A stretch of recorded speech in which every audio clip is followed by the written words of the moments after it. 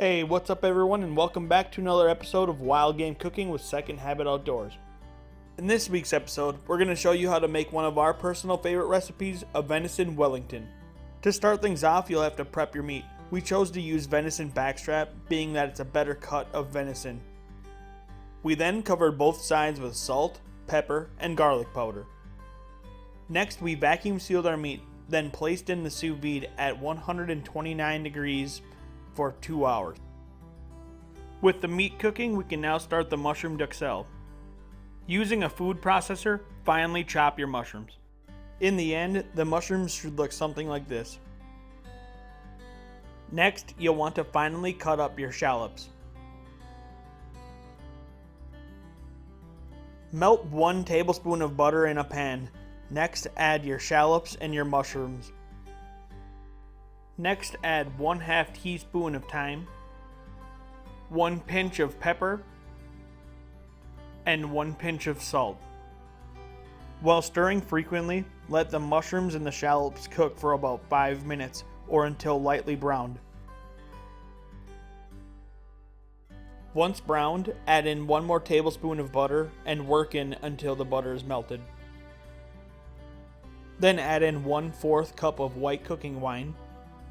Now continue cooking the mixture until most of the liquids evaporate out, then place aside to cool.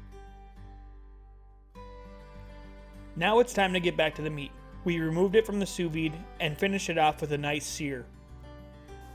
After the sear is complete, it's time to completely cover the meat in Dijon mustard. For the next step, you'll want to give yourself a good working area. Lay out your cling wrap and then place down your prosciutto. Once you've got that laid out, it's time to spread your mushroom duxelle over the prosciutto. Next, you're going to take your meat and place it in the center of the duxelle and prosciutto. Next, you're going to take your cling wrap and slowly fold it over so the prosciutto covers the meat. If it doesn't cover it completely, do your best to try spread it out so it's as covered as possible. For the next step, you will roll out your puff pastry, then place your meat in the center. Next, roll the puff pastry around the meat.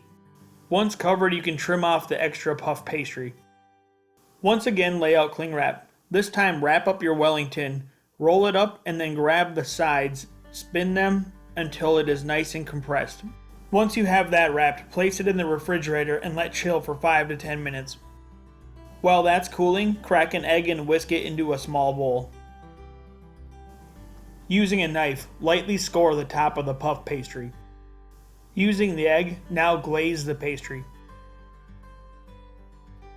Finally, lightly sprinkle a pinch of salt over the top. Place in the oven at 450 and let bake until golden brown. Remove from oven, let cool, cut, and then serve. Hope you enjoy.